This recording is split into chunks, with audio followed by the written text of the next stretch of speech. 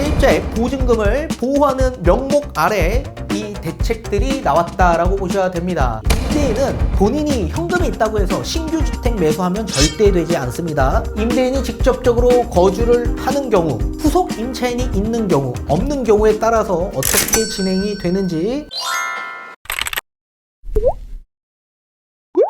네, 안녕하세요. 반갑습니다. 이경민의 부동산 하이킥의 이경민입니다. 자, 드디어 오늘 7월 27일부로 다주택 역전세 노인 분들의 전세 반환 대출 DSR 40%가 아니라 DTI 60%로 적용되고, 주택임대사업자도 RTI 1.25에서 1.5배수가 아니라 1배수로 하향 조정해서 대출 한도를 대폭 늘려주는 이런 전세 반환 대출 실행이 오늘부터 각 시중은행에서 시행됩니다. 자, 금융위에 발표된 내용을 토대로 해서 여러분들에게 좀 설명을 도와드리는 시간을 가져보도록 하겠고, 자칫 이 원문의 내용이 좀 어렵고 이해하기가 어렵기 때문에 뒤에 자료를 통해서 여러분들이 좀 더 알기 쉽게끔 풀어드리는 시간을 가져보도록 하겠습니다. 자, 그리고 내일 시간에는 좀 더 세부적으로 여러분들이 좀 궁금해하는 여러가지 Q&A 자료를 통해서 함께 또 한번 알아보는 시간을 가져보도록 하겠습니다. 자, 역전세로 인해 기존 세입자의 전세금 반환에 어려움을 겪는 집주인이 전세금 반환 용도로 은행권 대출을 이용할 경우 전세금 차익분 등에 대한 전세보증금 반환 목적 대출 규제를 2023년 7월 27일부터 약 1년간 한시적으로 완화 적용합니다. 앞에 설명드린 것처럼 DSR 40%를 DTI 60%, 임대사업자는 1.25에서 1.5배, 이걸 1배수로 하향 조정해서 대출 한도를 대폭 늘려주는 방안입니다. 이번 대책은 예상치 못한 전세가격 하락으로 인해 전세금 반환이 지연되어 주거이동이 제약되거나 전세금 미반환 위험 우려로 인해 불안해하는 세입자분들이 원활히 전세보증금을 돌려받을 수 있도록 지원하는 조치로서 되도록 많은 세입자분들의 어려움이 해소될 수 있도록 폭넓게 지원해 드릴 예정이다라고 합니다. 자, 결국에 이 포커스는 세입자의 보증금을 보호하는 명목 아래 이 대책들이 나왔다라고 보셔야 됩니다.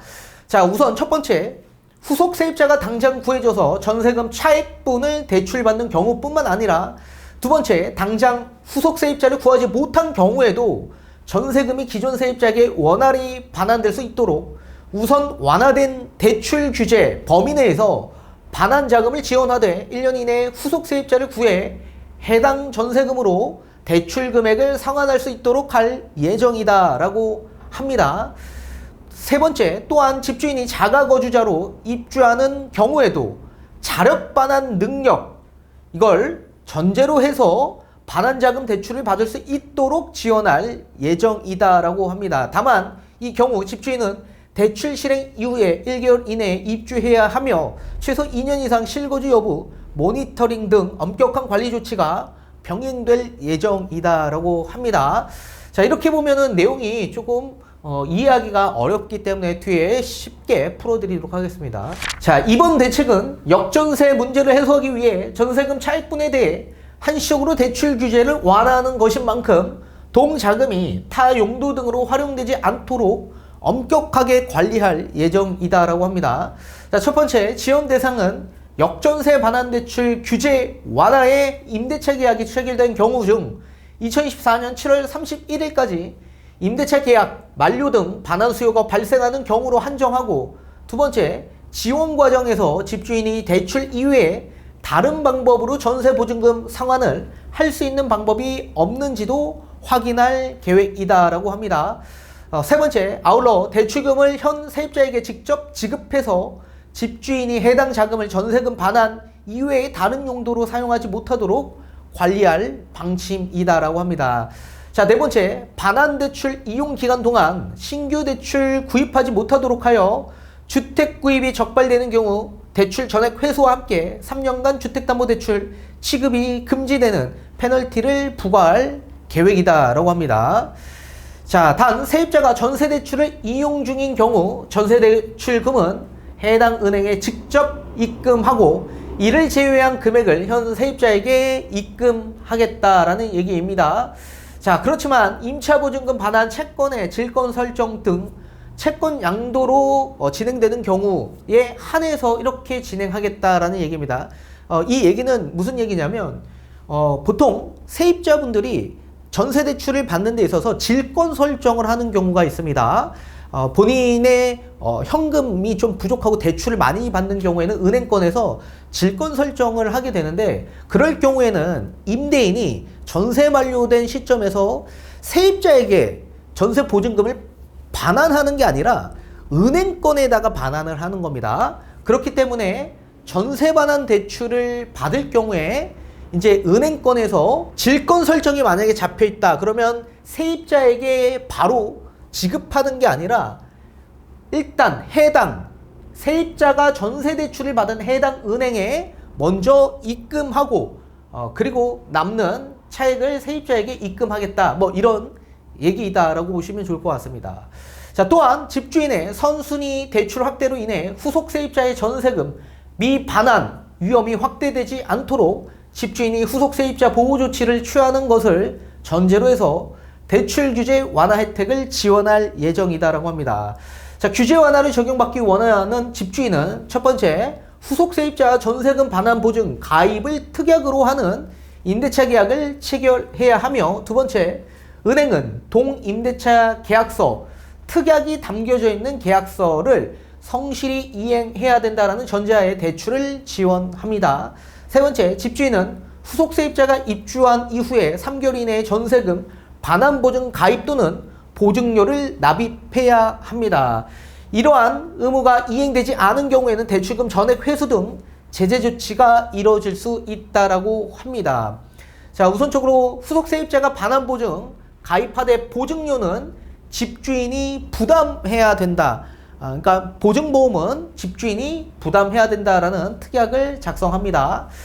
자, 집주인이 후속 세입자 보호를 위한 의무사항을 손쉽게 이행할 수 있도록 새로운 보증보험 상품도 한시적으로 운영할 예정이다라고 합니다. 첫 번째, 규제 완화 대상이 되는 모든 주택의 후속 세입자가 자신의 전세금을 보호받을 수 있도록 전세보증금 한도가 없고, 세입자가 가입하는 상품은 7월 27일부터 즉시 이용이 가능합니다. 두 번째, 집주인이 보다 손쉽게 의무 이행을 할 수 있도록 집주인이 직접 가입하는 상품도 8월 중에 출시할 예정이다라고 합니다.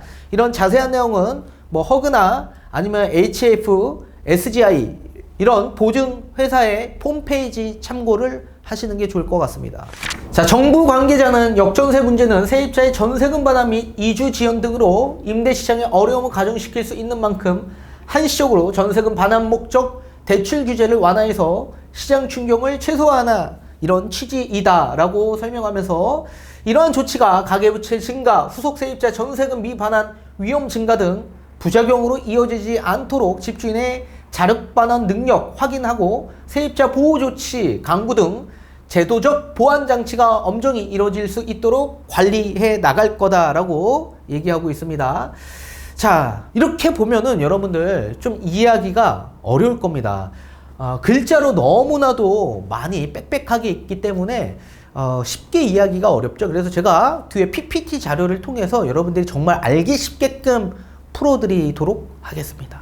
자, DSR 완화되는 역전세, 전세 반환 대출이 본격적으로 오늘부터 시중은행에서 실행이 됩니다. 자, 보도자료에서 보신 것과 같은 내용으로 실행이 되는데 내용 이해하기가 굉장히 어렵기 때문에 어려울 수도 있죠. 그래서 제가 간결하게 여러분들이 알기 쉽게끔 이렇게 PPT를 만들었습니다. 그래서 짤막하게 간결하게 만들었기 때문에 아마 금방 이해하실 겁니다. 자, 우선적으로 이 DSR 완화 혜택을 받아볼 수 있는 임대인이 따로 있습니다. 그 조건이 있는데, 첫 번째는 2023년 7월 3일 이전에 임대차 계약을 한 임대인에게 혜택을 주는데요. 다만 전제 조건이 역전세가 난 임대인에게만 혜택을 부여합니다. 자, 그리고 2023년 7월 3일 이전에 계약했다라고 하더라도 24년 7월 31일까지 전세가 만료되는 그런 임대인에게만 혜택을 부여합니다.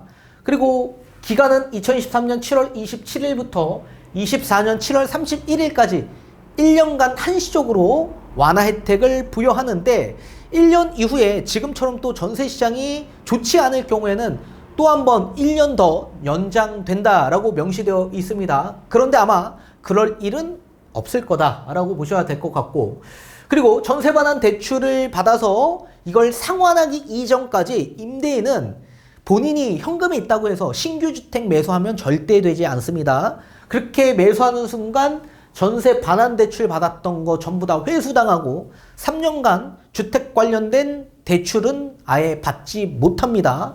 그래서 신규 주택 매수는 하지 못한다라고 보셔야 됩니다.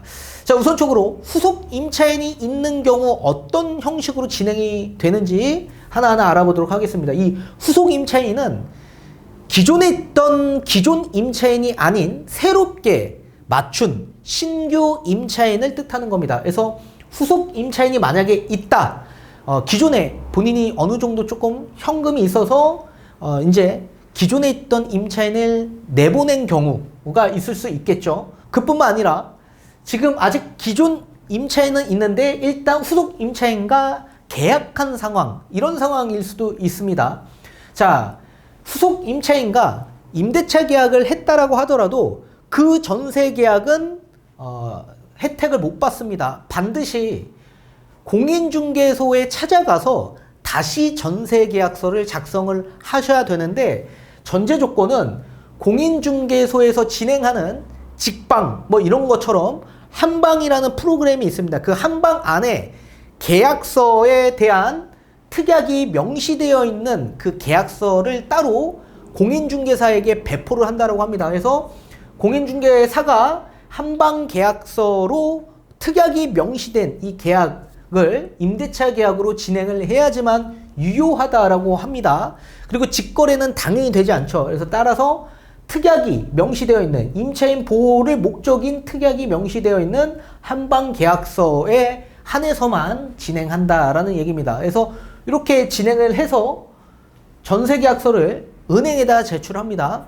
그러면 은행권은 임대인이 여기에 적용되는 임대인인지, 그리고 역전세가 난 임대인지 그걸 확인하고, 그리고 특약이 명시되어 있는 계약서인지 확인하고 전세 반환 대출을 실행해 주는데, 이 대출을 임대인에게 바로 지급하는 게 아니라 임차인에게 지급하는 겁니다. 그래서 임차인에게 지급하고, 그렇다면 기존 임차인이 만약에 아직까지 있는 경우 기존 임차인에게 지급하겠죠. 그리고 나서 기존 임차인에게 지급을 하게 될 경우에 이 집에 대한 부분은 아마 1순위가 근저당권으로 설정이 되어 있을 겁니다. 그러니까 선순위 근저당권으로 설정이 되어 있으면 후속 임차인인 경우에는 2순위로 넘어갑니다. 그러면 경공매로 넘어갔을 경우에 보증금을 회수하기 어려운 상황이 될 수 있기 때문에, 그런 부분에 있어서 이 후속 임차인의 전세 보증금을 이렇게 전세 반환 대출을 상환하는 목적으로 동시 상환이 아마 진행이 될 겁니다. 그리고 후속 임차인은 그렇다면 1순위 근저당권이 말소되고 후속 임차인은 2순위에서 1순위로 이제 변경이 되는 거겠죠. 자, 그렇게 되고 전입하고 난 이후에 3개월 이내에 반환 보증보험에 가입을 해야 합니다. 이 반환 보증보험은 임대인과 임차인 둘 중에 한 분이 먼저 가입을 하셔야 되는데, 보험료는 무조건 임차인이 아니라 임대인이 납부를 해야 합니다. 임차인이 먼저 보증보험에 가입해서 보험료를 먼저 냈다라고 하더라도 1개월 이내에 임대인이 보험료를 임차인에게 다시 지급해줘야만 합니다. 그래서 그렇게 진행을 하면 끝이 난다, 그렇게 보시면 좋을 것 같습니다. 자, 이번에는 후속 임차인이 아직 맞춰져 있지 않을 경우 어떻게 진행이 되는지 궁금해 하실 분들이 많이 계실 겁니다. 자, 우선적으로 은행은 임대인의 DTI 60% 틀내에서 임대인이 일단 원하는 대출 한도만큼 먼저 대출을 실행해 줍니다. 그래서 그 대출을 실행해 주되 임대인에게 지급하는 게 아니라 기존 임차인에게 바로 지급을 해준다라고 했죠. 그래서 기존 임차인의 전세보증금을 반환해줍니다. 자, 이렇게 생각하시는 분들이 계실 겁니다. 그러면 후속 임차인 안 맞춰도 됩니까? 당연히 맞춰야죠. 맞추는 전제 조건인데 후속 임차인은 반드시 1년 이내에 다시 맞추고 계약까지 하는 전제 조건으로 선대출이 실행된다라고 보셔야 됩니다. 그리고 계약한 이후에 1개월 이내에 이 전세계약서를 은행권에다가 다시 제출을 해줘야 된다. 그 전세계약서는 한방 전세계약서다라고 보셔야 됩니다. 자, 그리고 1년 이내에 후속 임차인이 계약하고 잔금을 치르겠죠. 그렇다면 기존에 있던 이 선대출이 이 집에 대한 1순위 채권으로 남아져 있는데 이거 어떻게 됩니까? 후속 임차인의 이 보증금, 전세 보증금으로 이 반환대출 받았던 거 동시 상환한다. 그러면 이 후속 임차인은 2순위에서 1순위로 변경이 되는 거죠. 그래서 후속 임차인의 보증금이 보호되는 목적에서 이제 진행이 되는 겁니다. 그리고 당연히 3개월 이내에 보증보험에 가입을 해야만 합니다. 자, 마지막입니다. 이번에는 임대인이 기존 임차인을 퇴거시키고 그 집에 본인이 직접 거주하겠다라고 생각하고 계신 분들도 아마 많이 계실 겁니다. 그런 분들에게 해당되는 내용입니다. 우선 전세 반환 대출 나온다라고 하더라도 한도가 정해져 있죠. DTI 60%. 따라서 전세 보증금 전액이 대출 나오긴 어렵습니다. 그런데 본인이 직접 그 집에 거주하려면 전세 보증금을 전액 전부 다 상환해줘야 되겠죠. 반환해줘야 되겠죠. 그러려면 본인의 현금 여력이 필요할 겁니다. 쉽게 예를 들면 전세 보증금이 5억인데 이 5억을 내줘야 되는데 전세 반환 대출이 한도에 걸려서 3억밖에 나오지 않습니다. 그러면 나머지 2억은 임대인이 현금 여력이 있는지 없는지 은행권에서 확인하고 직접 거주해도 되는지 안 되는지 판단하겠다라는 내용입니다. 그래서 자력 반환이 되는지 안 되는지 검토하겠다라는 내용입니다. 가장 우선적으로는 기존 임차인의 전세 보증금을 보호하는 목적이기 때문에 직접 거주하려면 현금이 어느 정도 필요하다. 그렇게 보셔야 되고, 또 두 번째, 은행 대출을 실행합니다. 그래서 여기에 이제 오케이 사인이 나오면 은행 대출이 실행이 되고 기존 임차인에게 이제 지급을 하겠죠. 그래서 임차인은 전세 보증금을 받아서 퇴거하고 퇴거한 이후에 반드시 임대인은 1개월 이내에 그 집에 들어가서 전입을 해야만 합니다. 그리고 전입신고가 당연히 되어 있겠죠. 그 전입신고는 반드시 은행권에다가 제출해줘야 된다. 그리고 그 집에 2년 이상 계속 거주해야만 한다. 그 전제 조건이 필요합니다. 자, 따라서 임대인이 직접적으로 거주를 하는 경우, 그리고 후속 임차인이 있는 경우, 없는 경우에 따라서 어떻게 진행이 되는지 여러분들이 좀 더 알기 쉽게끔 풀어드렸습니다. 자, 내일 시간은 좀 더 세부적으로 Q&A, 좀 더 궁금한 점들을 요약해서 설명을 도와드리는 시간을 가져보도록 하겠습니다.